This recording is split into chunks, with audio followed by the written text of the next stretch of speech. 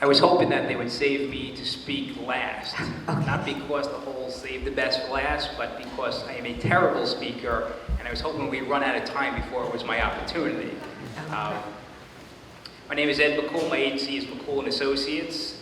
We specialize in co-ops and condos, basically insuring real estate. I have no intention of speaking about anything Margie had wanted me to talk about. I think what I want to talk about is Phyllis had brought out a lot of points that from an insurance perspective, I think everyone in this room needs to be aware of. Scott had mentioned, he had said that his property managers asked him, well, I have a certificate of insurance and I'm an additional insured on it, why do I need a contract? And Phyllis had answered it, I thought, very well. I kind of want to expand on that. A certificate of insurance is a piece of paper, okay? It is a snapshot of what the insurance, and we'll use the contract at this point, it's a snapshot of the contractor's insurance on the date that the certificate is issued, okay? Additional insured is a good thing. What it means is basically also insured, okay? ABC contractor is the named insured. Ed McCool is the additional insured on there. That means if I get named in a lawsuit along with the contractor, his coverage is going to provide coverage for me as well. And that's what you want, because you want, you don't want claims on your own policy. If the contractor has caused something that has caused a claim, you want to be covered under their policy. Now, a certificate, again, is just a piece of paper. What the contract does is, and the reason it's very important to have a contract, is most contractors' insurance policies have what's called a blanket additional insured endorsement in it. And basically what it says is, let's take a step back. If you're back in the old days, let's say 10, 20 years ago, in order to be an additional insured, the contractor had to send notice over to his insurance broker. The insurance broker sent it over to his insurance company. They came back, they issued an endorsement. It was $250 every time he did it. Well, if you had a contractor who was doing a lot of different jobs here, every time he had to do it, it took time to do it. It also got costly at $250 each time. So over the years, the policies have changed, and they now have what's called a blanket additional insured endorsement. And basically what that says is a party is an additional insured as long as there is a written contract stating such. Okay, and that's one of the number one reasons why a contract's important. Because if you don't have something in the contract stating that the contractor must name the building owner and the property manager as additional insured, that piece of paper means absolutely nothing. You can use it as a coaster because it doesn't mean you have coverage under their insurance policy. Okay, so that's one of the critical reasons why a contract is important. Number two, as Phyllis had mentioned, it needs to include limits. Okay, the contract can't just say contractor must have insurance. It has to specify limits. In New York, labor law claims the labor laws are very, very strict, and they're not in favor of the building owner. Okay, basically it says, the labor laws say that the building owner is responsible for safety at the site. It doesn't make a difference if the contractor hooks up the scaffold and the scaffold falls. Well, that could be the building owner's responsibility because he's responsible for the safety on the site there. So the labor laws are very strict in New York. And the contract, what you want to do is you want to cross your T's and dot your I's, so that way if there's any instances, it's put back on the contractor's insurance. We've had situations where contracts didn't list limits in there where they just said contractor must maintain insurance. And we've had contractors who have gotten injured. They've had everything, the co-op or the condo had everything they needed. Everything was little T's were crossed, the I's were dotted, but it didn't include limits in the contract. And when it got into the courts basically threw it out saying, the insurance is going to cover the building owner at this point. So you need to make sure that you have limits specified in the contract. So that's the second reason the contract's important.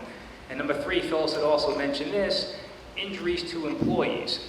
As with anything, you can go the cheap way or you can go the expensive way, and sometimes cheap is cheap.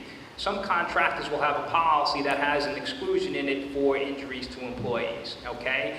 And it's probably 3 times cheaper to have that policy than to have a policy that doesn't exclude it.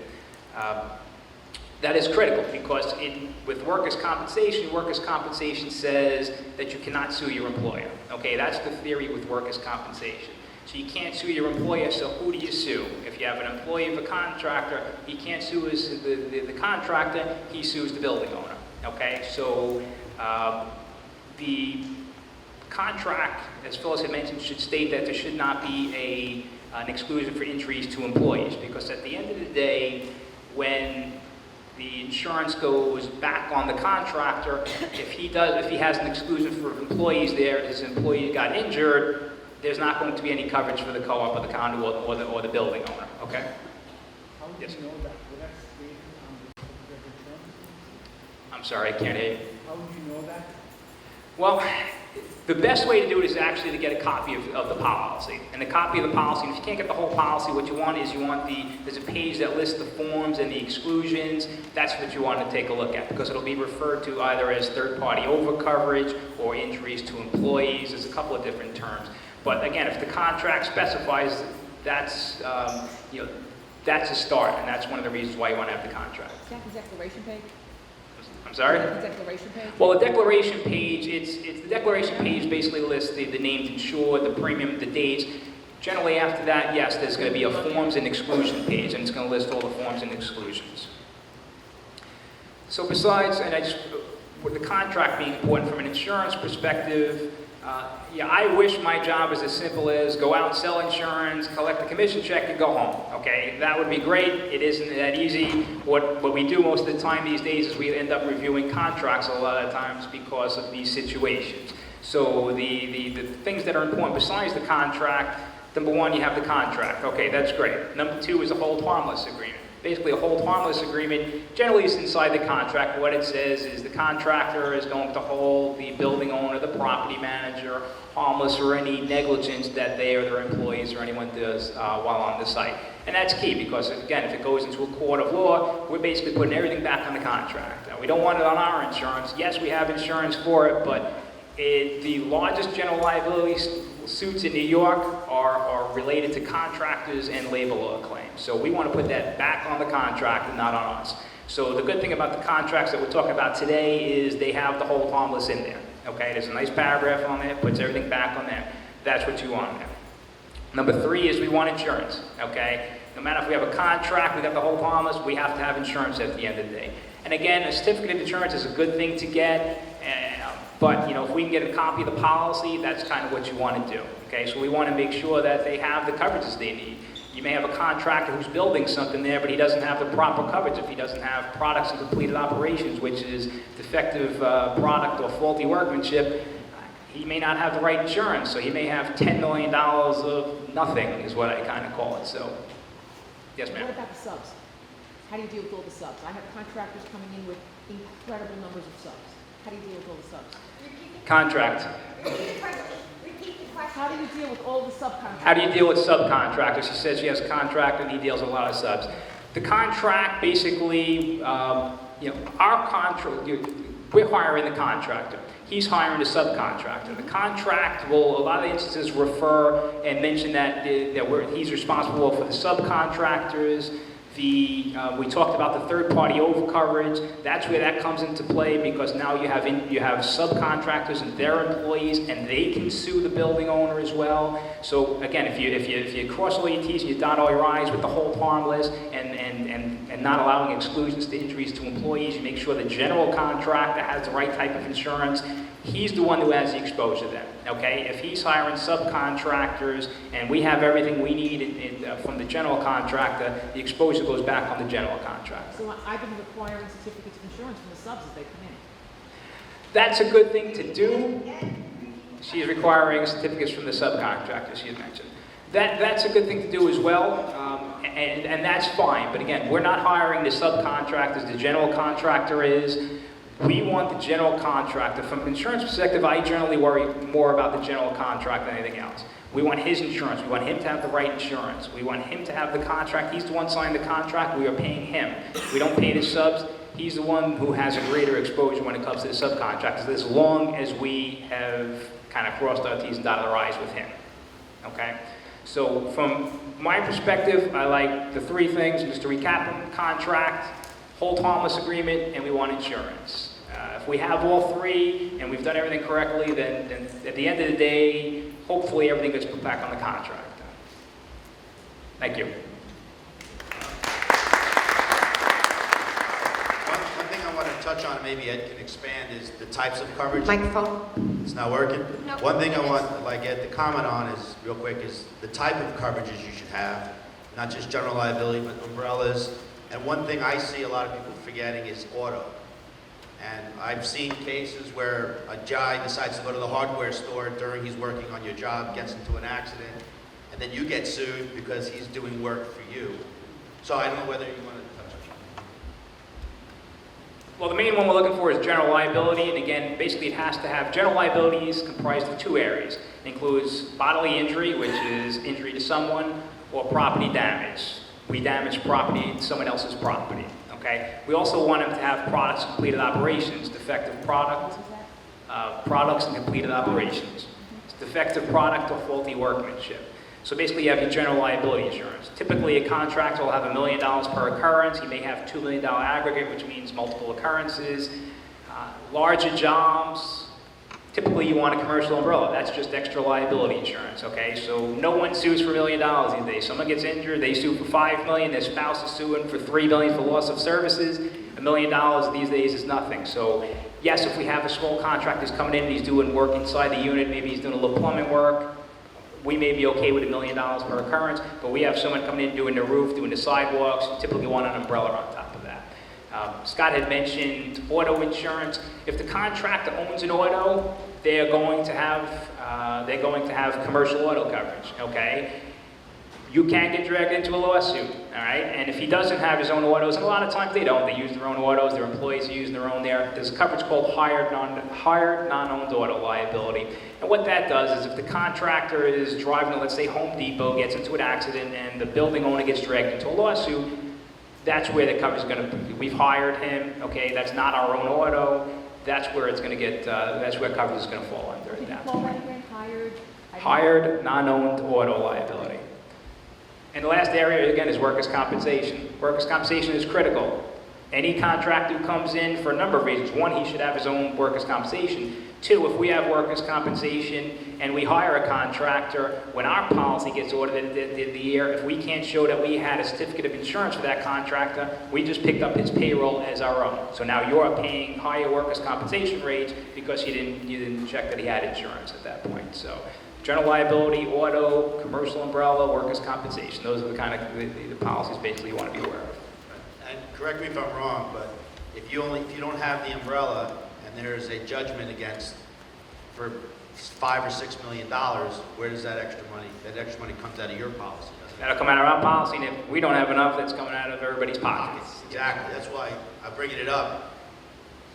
Just you should always have as much umbrella insurance as you possibly can, because these labor law cases, when someone gets really hurt falling off a scaffold, they're not getting $300,000. They're getting $5 million. They're getting $10 million. I've been involved in cases that have gotten $14 to $20 million.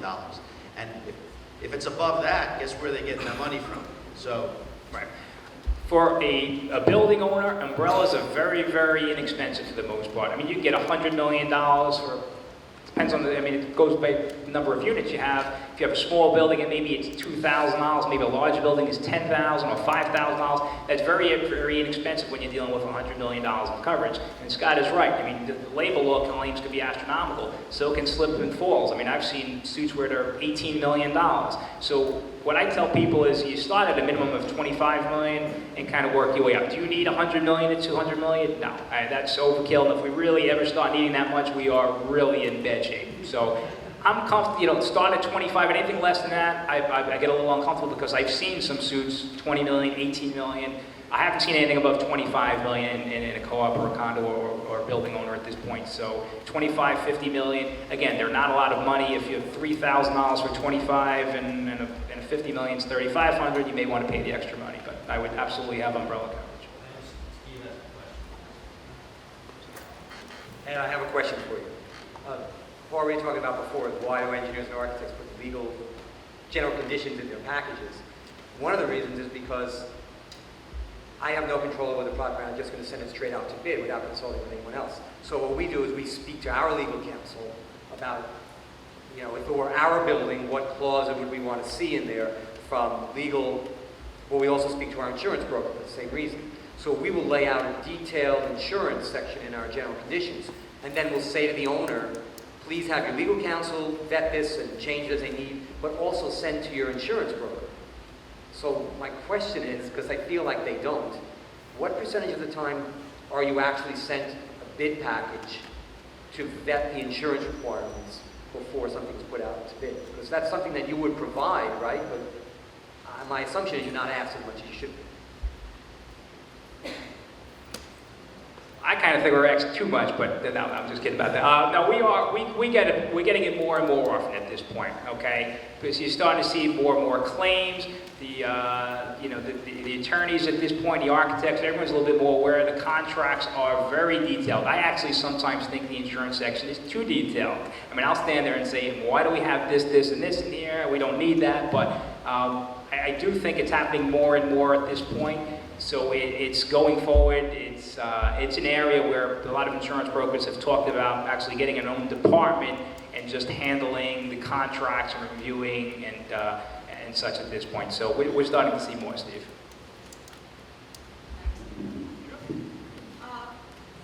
We've run into situations where either through the specs or our rider, there are insurance limits put in, and the contractor says, I can't get those limits, and they ask you to drop it down.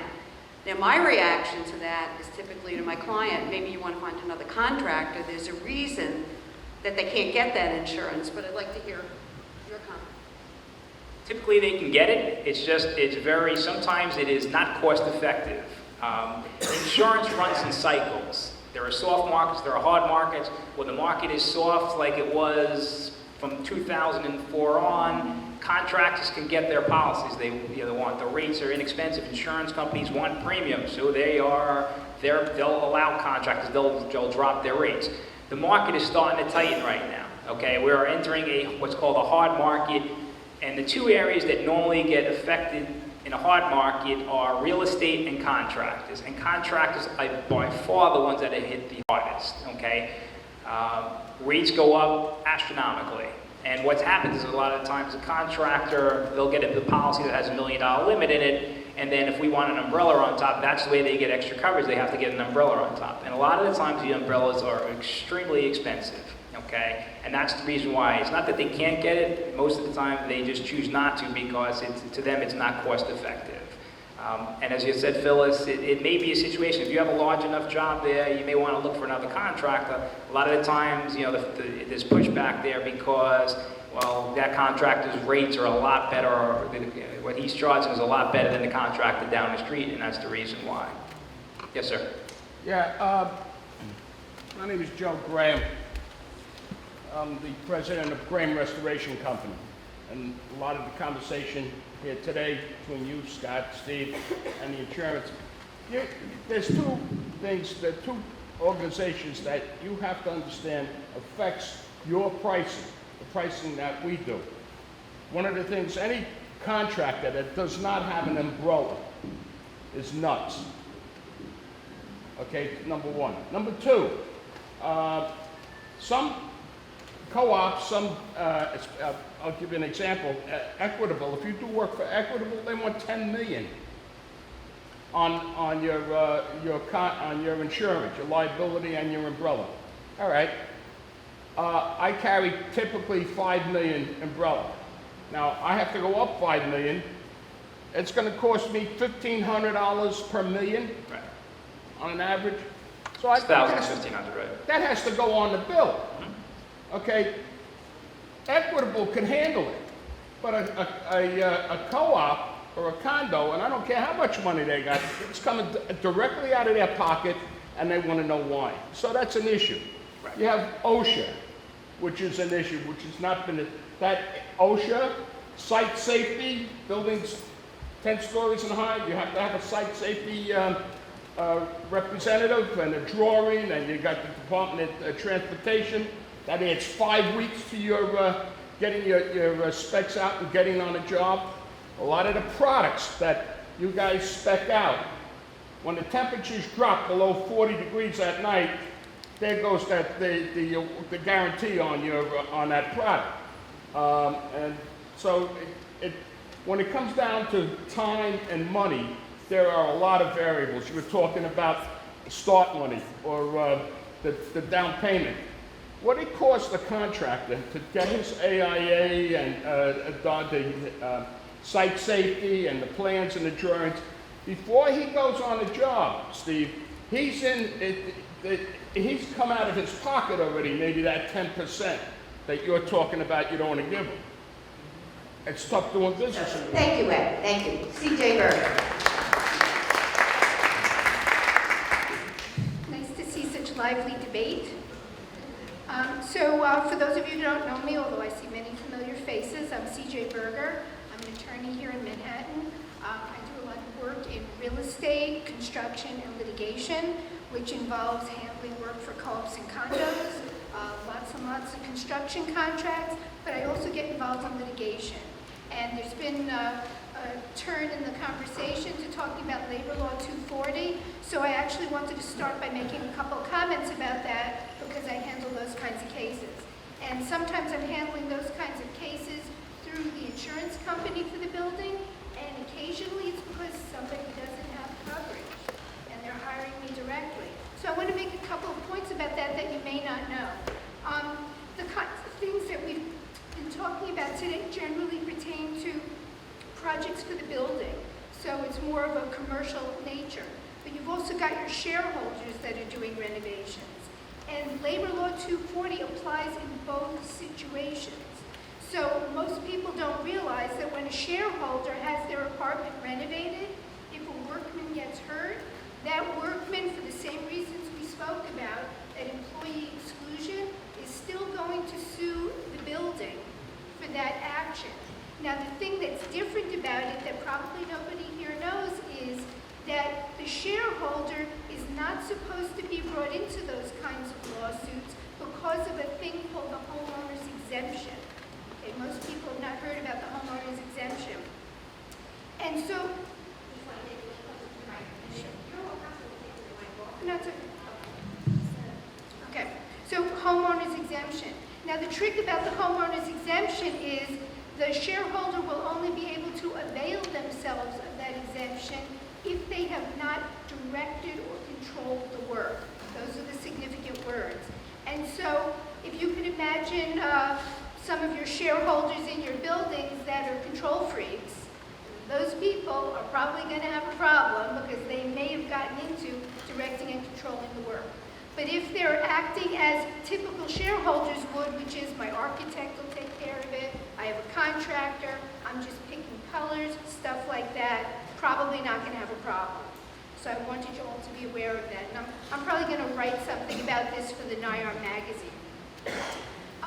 I also wanted to make a couple comments about things. A lot of good points were made here, so I just want to add a few things that occurred to me. Having a contract provision that says you will provide insurance is key. In other words, some people think, what's the big deal? I get a certificate of insurance. Isn't that all I need? No. It's like there's no connection. And the connection is there's got to be a contract provision that says you will provide insurance so that the insurance springs into effect. And so there are contract policies that say things like, we will provide coverage if you have a contract that says we will provide coverage. So you need to have that connection. Just having a certificate is not enough. Excuse me? Yeah. I'm confused as to who is who here. Sorry, what? I'm confused as to where the connections are. Who has to have the contract requiring the insurance? The shareholder? Is that who you're speaking about? Oh, no, I'm sorry. I switched back from Yeah, shareholders. I got I'm just confused. talking about a building renovation. Okay. If you have a building renovation and someone has gotten hurt, often there's a provision that says there has to have been a provision in that contract between the building and the contractor saying the contractor will provide insurance. But CJ, Yeah. if there's a tenant doing work, Yes, that's my question. these buildings need to have a tenant alteration agreement, Yes. because a lot of people do not Right. have that. I know, that's the thing. I didn't want to get too far afield, and I'm happy to answer questions afterward. It's just, in the shareholder situation, you have an alteration contract, which requires a lot of the things that we're talking about. But a lot of buildings do not require shareholders to have their own insurance. What Yes, they're that's saying my in those alteration agreements is the contractor will provide a certificate of insurance, and that can be problematic because their policy may not apply for some of the reasons we've spoken about, like the employee exclusion. So when you get past that, the building building may not have coverage on the claim unless they have their own policy. So the shareholder, you have to require the shareholder to carry insurance as well. Not a bad idea, but most buildings don't. And you know, again, I don't want to get too far afield for the main topic. Oh, what did I open up for again? Chris Jordan, I have a question. If Okay. we ask, in a home renovation, we do an alteration agreement, and then we have a rider in the agreement that holds the building harmless, do the individual workers in that apartment need to sign it, or are we still open up to a lawsuit from an individual worker? Oh, you're still open up to Okay, and lawsuit? CJ, if you could repeat the question and just a little closer to the mic. Thank you. I'm not sure I heard the whole thing, but you said there's an indemnity provision. Is there? That the contractor signs, right? So the laborer comes into the apartment and he's not covered under the hold harmless, is he? It's still going to be in litigation. Nobody is off the hook. Okay, second question, if he signs, if everyone who enters that apartment signs the hold harmless clause, Okay, Scott, You're talking about having a hold harmless clause before anything happens? correct? Like I occasionally see buildings say to a contractor, before you get started, we want you to sign that. Correct. I find it hard to believe that would be enforceable. Okay. You know, it's kind of like saying, you know, if you fall and have a terrible injury, you promise you won't sue us. I don't think public policy would allow something like that to be enforceable. So, okay, and I think this is great. Anyone has questions, I know CJ can answer them, but please come up to this mic here. We're happy. okay, let me just continue because these are all really, really good points, and I have a couple other points that I want to make. Subcontractors are almost like, in a way, the Achilles heel of projects. Because we spend so much time, look at all the conversation we've been having about contracts with general contractors, but sometimes it all boils down to, what does the subcontractor have? And that's the Achilles heel. They may not have insurance. I've seen that so many times. So you'll require all this stuff from the general contractor. It'll be an employee of the subcontractor who got hurt. That employee of the subcontractor may not be covered under the general contractor's general liability policy. And what they do is they go down the chain trying to see who might have coverage. I'm talking about the insurance company will do that. And they go back and there's the Achilles heel. The sub has no insurance. And I'm thinking of a particular lawsuit I was involved in. And, you know, for a client, of course. There was a leak that went down 4 floors. Huge damage that occurred. There was no insurance for the subcontractor, who's the party that put the pipes together that broke and caused the leak. And I remember asking my client, who happened to be the general contractor, so where's their certificate of insurance? And he said, you know, we kept asking for it and they made excuses. So we never got it. They kept saying, next week you'll get it, we'll be sending it to you, and they never actually got it. So there you have what a lawsuit. 4 stories in a luxury building getting damaged. That could really put a person out of business. So these are the kinds of horror stories that can come up. So while you don't want to be taking on responsibility for the subs, like you've been asking a lot about the subs, I think one thing is it's essential to know who's working in your building. Like, do we even know who the subs are that are working in our building? How often has a board member struck up a friendly conversation with someone only to find out he works for a company you never heard of? You know, we're with Bob's in New Jersey. Who are you? That kind of thing. Yeah. So my name is Jaye Grady. If the contractor has a full canvas agreement and the subcontractor still didn't have insurance, shouldn't the contractor pick up the tab for the 4 apartments left out? Well, see, the thing is, the contractor may be picking up the tab, but not through his insurance company. Everyone kind of assumes the insurance company will take care of everything. But if the insurance company disclaims coverage, yeah, you're still going to be looking at the general contractor and saying, well, I don't care if you don't have insurance, we're holding you responsible. That's how it comes up. But the bottom line is it wouldn't cost the co-op or the co-op's insurance. Well, you know, it gets complicated because a contractor can't afford that kind of exposure. I mean, you have an injured workman, there are $4 million kinds of lawsuits. I was in court a few weeks ago, just observing a particular case that was concluding the trial. A workman in a labor law 240 case won a verdict of $4 million plus. There was more that was involved with the verdict. They're very big kinds of cases. So yes, it's all well and good to say the contractor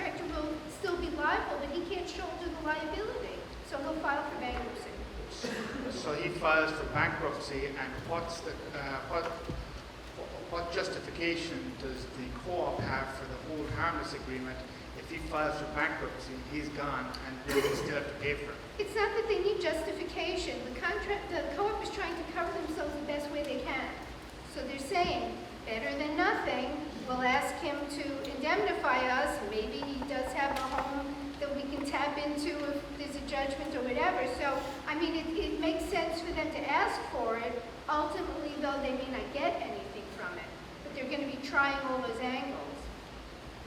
So anyway, you can't just rest on the fact that someone gives you a certificate saying that various parties are additional insureds. Insurance companies love to fight about these things. They will disclaim coverage, and then there are a whole category of separate lawsuits called declaratory judgment actions, abbreviated DJ actions, where people try to get the insurance companies to cover people. Yes, my policy should have covered me for the following reason. And so what will happen in these cases is the building's insurance policy will save the day for the building. Okay, if the contractor's policy, which should have covered you, doesn't kick into effect, if the building had its own policy, that may save the day and provide a defense for the building.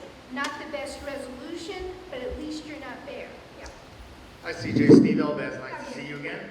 One question on late reporting. I know late reporting of a claim used to be a huge thing, and now I think it's less of a thing. They changed the law. If you just give us a paragraph or two on that, I would appreciate it. Well, I think the point is it's less of a thing because insurance companies can't wiggle out quite as easily. But the point that I would want you all to walk away with is you report something as soon as you have an inkling about it, okay? And reporting a claim doesn't just mean, oh, I received a lawsuit. Okay, there's a whole lot that happens prior that is also considered having a claim. In other words, if you have someone who says to you, I'm going to sue you, that kind of a thing, that's a claim, right? I didn't actually sue you, maybe I didn't even have my lawyer write to you, but I said to you, I'm going to sue you. Or I did have my lawyer write to you and say, we will have to pursue legal action. That could be construed as a claim. And so to be proactive, and a lot of you are property managers, that kind of thing probably should be reported so that there's no issue about that kind of notice. So I'm going to follow up with a question. So there's two reasons I don't like to do that as a manager. One, I'm going to have to buy a new computer because I'm going to break the old computer by sending all the emails. Because every time you send the shareholder a $10 late fee, they call you up and they say they're going to sue you over the $10 late fee. The other issue is, won't all of these claims raise the premiums come the following year? So every time somebody slips, somebody trips, of course somebody goes to the hospital, it's an emergency, but when those minor things where you said, just somebody fell in the lobby, they got up and they walked away. Or, you told the lady to get rid of the dog and they said they're going to sue you. You report that every time to the insurance company. Aren't we going to get clobbered when it comes to renewal time? Quick answer and then I'll defer to Ed. But I don't think so. I think there's no cost associated with reporting that. It's just putting them on notice.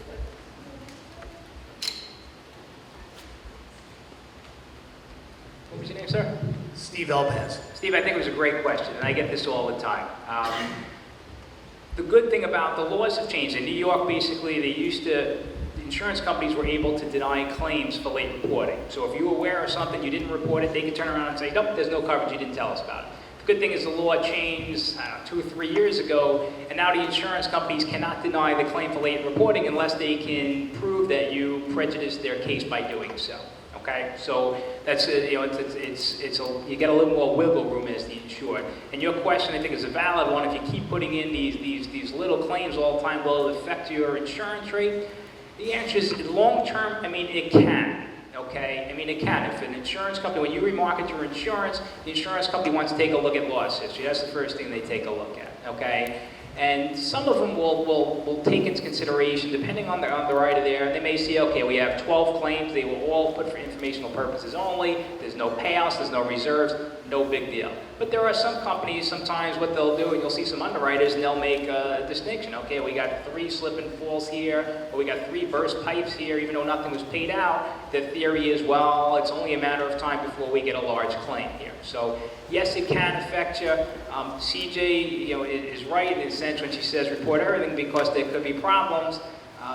But it's sometimes you have to weigh the consequences here. That person who said, "Oh, I'm going to sue you because you sent me that $10 thing there." If you called me up, I would probably say, let's just wait and see on that one. And maybe it's bad advice.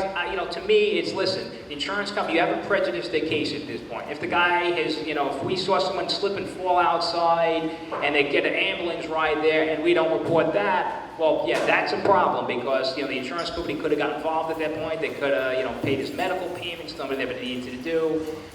So in that case where you're mentioning, well, the $10 ones, I would probably, from my perspective, and the attorney is a little bit more, my perspective, I may just wait on that one. But I tend to tell my clients, pick up the phone, call me, let's talk about it at that time, okay? And then, what we can do is, because then I can document it. And at least if you have dialogue with your broker, once you put your broker on notice, that's the same thing as putting the insurance company on notice. So if we say don't put it in, basically, it's almost on us at that point. So I think you need to have dialogue. But if you put in, 400 claims in a year because every shareholder, threatens, it could be a problem long term.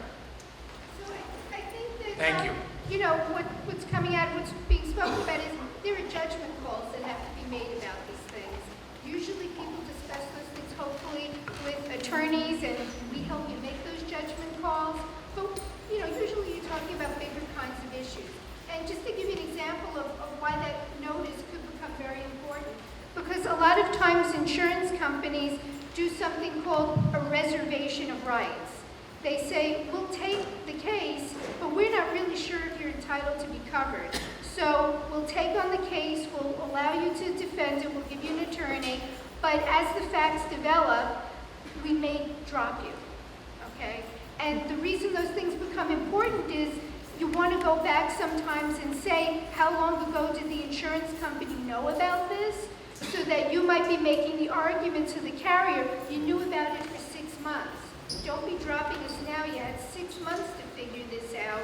You can't just dump us, it's you'd be precluded or you would be waiving your rights to do so. So let me make a few more comments about some other topics I heard about. There's a whole spectrum of contracts when it comes to construction contracts. Everything from, let's write it on a napkin or a purchase order to let's just fill in the AIA form, not show it to an attorney, or let's show it to an attorney, have them draft some language, riders, etc. So there's a whole spectrum of things. We've all made comments about that because we've all seen how often buildings are penny wise and pound foolish. These are important kinds of documents. When you wind up having a problem, that's when a lot of buildings say, gee, I really wish we did have a rider or something like that. Now, the AIA documents are not like the Bible of the construction industry, but they are important because, and it's been mentioned before, they form a standard in the industry of what's expected. Now, they're not the kinds of things that usually contractors are going to be pushing. Okay, in other words, the kinds of things that are in the general conditions are probably more things that owners are concerned about and would want to make sure that they're covered. So without in any way, putting down contractors, it's something you all need to be mindful of when you have a contract. Don't be thinking the contractor is going to say, please, yes, let's add the 20-page general conditions or whatever. You will need to be doing that. Same thing with retainage. Most contractors don't say, please retain 10% of my fee. It's more something you're going to be asking for, right? But anyway, they do form an industry standard, and that then becomes important if there were to be litigation about what could have or should have been done. What is the standard that was set forth in the AIA document? The thing I want to say about language in the specs is that sometimes language is put in the specs, which is the same kind of language that attorneys would be putting in the contract. And so I understood what Steve said about wanting to have it in there in case a building might not have a contract or something like that. But it's important that the building allows the attorney to review that, because what I've seen happen is there may be termination provisions in the specs. So if I go ahead and want to put something different in the contract that I'm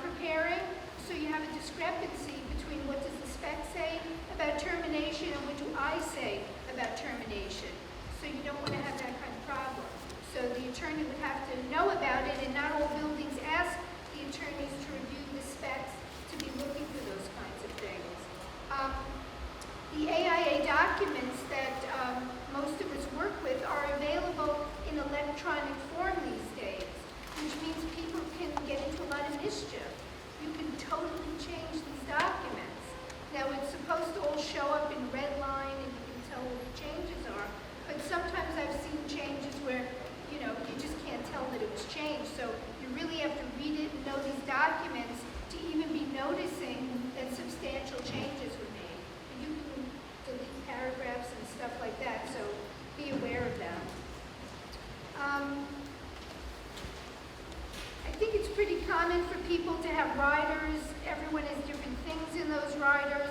I don't know that I agree that it's malpractice to not have a rider, but usually you wind up having one because there's other stuff that you want to say that may be particular to your project. And I think just the whole process of thinking about what these other provisions would be is productive, because it means you're thinking more about your project. Are we covered on all these different kinds of issues? So there's value in that. The obvious, which is it's so important to have contracts, to have them reviewed. Some buildings are spending $2 million, more than $2 million doing facade work. You want to have someone who's really reviewed these things. There's always something that a good construction lawyer will be able to point out that will be helpful. Some of the things that you've heard about today. So I would encourage all of you to spend a little bit more time on those things. And I'm here to answer any questions. Thanks.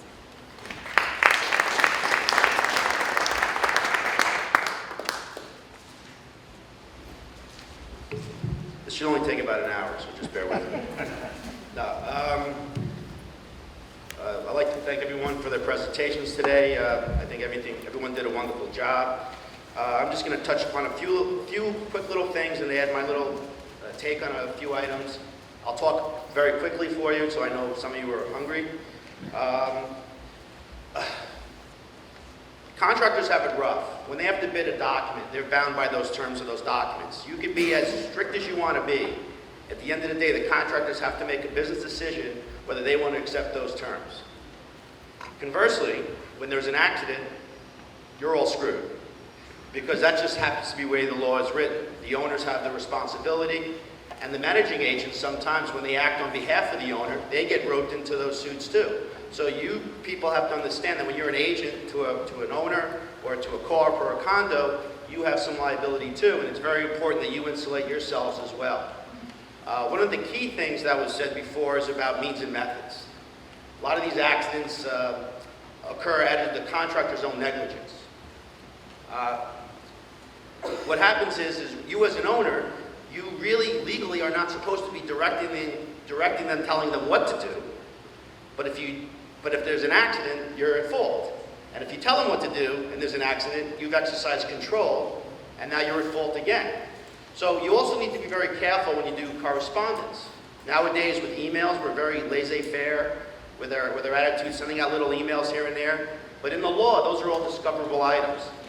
So, make sure you think carefully before you send stuff, because a lot of times these emails could bury you from a liability standpoint if you say certain things in there.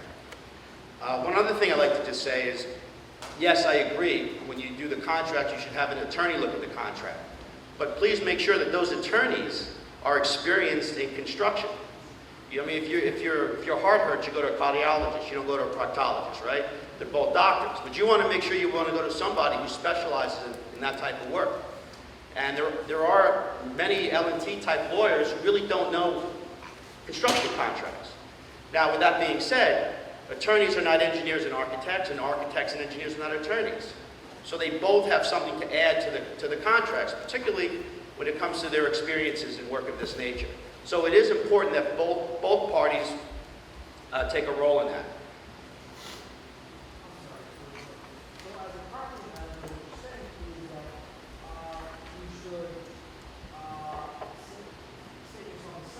A little louder, please. Well, I'll repeat it. Okay, yeah, repeat He's it basically saying that the property manager shouldn't really get involved in directing. Well, there's a very clever way to do things. Like when I go to a construction site and I see a contractor not tied off, I don't say, hey, tie off. I say, shouldn't you be tied off? I mean, there's a difference, I'm sure the attorneys will say that, is the way you phrase the language. Because once you tell them, you now have exercised control. And once you have control, it goes back to what CJ said with the tenant. When you tell the worker what to do and how to do it, you've exercised control and now you're on the hook. Okay, so I'm going to try and go through all this as best I can. And also, I think, is it Kathleen? Oh, I'm sorry, Phyllis. What Phyllis said was, no job big or small. And I don't care whether the job's $500 or $500 million, you need to have this contract in place. So I would recommend to anybody to speak to your attorneys and maybe create a boilerplate type of contract that's very generic that can be used on whatever job. What I've given some of my clients is a boilerplate contract with an appendix where at least you can stick their proposal in and they're bound to the terms of that contract. Because I've seen jobs where it was $1,000, the guy got up a ladder to do something and he fell, and next thing you know, there was a $2 million lawsuit. So you just need to be mindful of that. Subs is a big thing too, especially with facades. A lot of these facade contractors, and I'm not saying this gentleman over here, but there's a lot of facade contractors that like to lump out work. Okay? And they say they don't have subs on their jobs, and next thing you know, Bob's facade work truck is in front of your building. And so you need to just do your due diligence. What I do sometimes is I may ask them for canceled paychecks from a couple of weeks before to make sure they're in fact employees. So you just want to take some precaution if you see it. Just be aware, okay? Oh yeah, we're very big on worker protection, but you also got to remember there's also a lot of liability with property and public protection. When it comes to working over neighboring buildings, you know, whether you own a building and the next door neighbor's doing construction work, you also should be aware of that they have an obligation to protect your building, or if you're doing work, you have an obligation to protect the adjacent properties. These are all things you should be mindful of, and if you're ever in these situations, you should contact your attorneys or contact your engineer or architect, and hopefully they will refer you to the right person, just to protect yourself, because these litigations, they can go on forever and ever and ever, and they can cost you tons and tons and tons of money. So an ounce of prevention is worth a pound of cure sometimes. So I'll end on that note. Thank you. Thank you. Thank you very much. Okay, we'll go in the same order. Phyllis, did you have? Okay, Phyllis and Steve and Ed. Okay. Let me just say one thing about what Steve just said about boilerplate. It's very difficult to have one rider that works on all contracts because you're dealing with different specifications and you're dealing with different types of work. And so some jobs involve site safety and some jobs are boilers. So you're dealing with very different issues. There are certain standard provisions that could be in every rider, but unfortunately you can't say, well, this is our standard and it goes on every contract. Just really in conclusion, we've been talking a lot about insurance, showing the specifications, involving the lawyer in the process, having the lawyer prepare the contract and the rider is an insurance policy. And you have to view it that way. It's protection.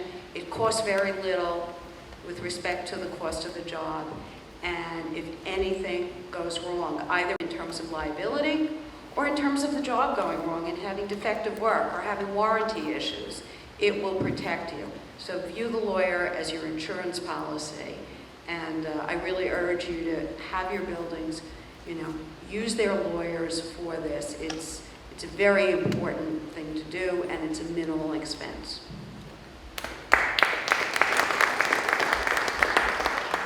Steve Varone. Hi. It's a lot of good advice I think you're getting from this panel, hopefully.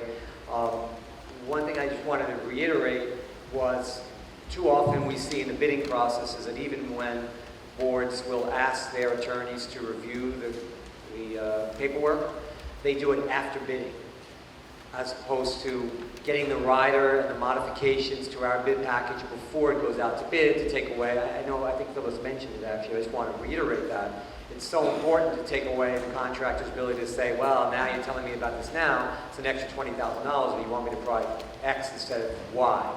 So it's very important to have that input before it's out to bid, and it's so commonly not done that way. I also want to just say a couple of words about subcontracting, because it gets that dirty word feel to it, oh, you're subcontracting, you're evil. And people will either, one, they'll play the macho game where they say, I don't sub anything, and they'll just lie to you because they think that they won't be given the job if they say they sub something.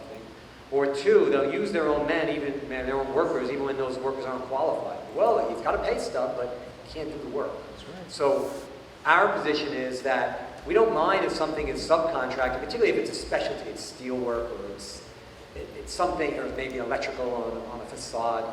But the contractor has a duty to disclose who the subs are, tell us who they are, so we can vet them. He may be proposing an electrical sub that I hate. Right? The owner needs to have a right to approve those subs. So that's one place where we will go much further than the AIA in our contract, in our proposed general conditions, where we will say any unauthorized subcontracting is considered a breach of the contract and grounds for immediate termination. To try and say we're serious about this and really ask the contractors, it's okay to tell us, but we have a need to know. So for insurance reasons and all those other reasons, and to approve whoever's working on the building. And the other thing I want to say in summing up is, I hope you can see how important, in my opinion, how important the AIA documents are. Because again, you can say, oh, they're shifted to the architect, but really they're put together as a negotiation between contractors, owners, architects, and sure, there's going to be some clauses that owners would prefer to see out. There's some clauses that architects would prefer to see out, and some contractors would prefer to see out, but at least it's starting at a place where all three segments of the industry, in theory, have bought into this, and we use it as a standard. So that's why I think it's so important as a day-to-day assumption of how we operate. Thank you.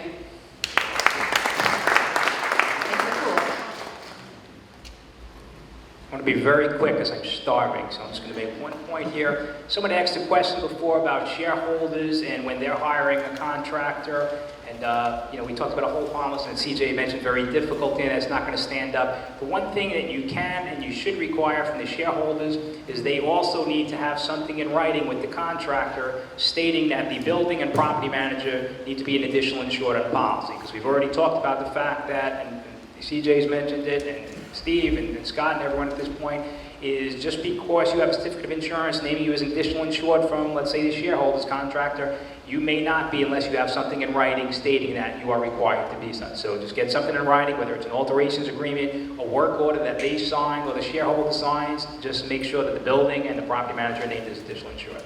Thank you.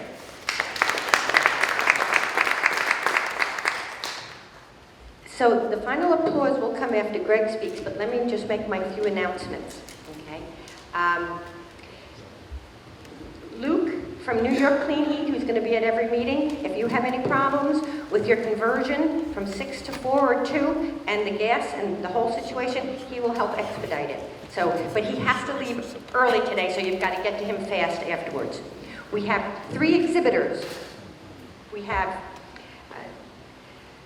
5-Star Environments, Pest Control, we have NCB Bank, and we have Blue Book. So please visit them. We have someone who just joined today, Serve Pro, for your 24-hour emergency needs. And today is the first meeting. Hopefully we will be able to continue it, where we're also giving AIA credits. So if you need AIA credits, you are getting 1 learning unit today, but you've got to see me and sign the form. I would like to thank Helen and Frida and Rosada, who worked so hard in making today happen. And next month, we're back here on May 9th, also a Thursday, and we are going to dissect the repair and maintenance elevator contract.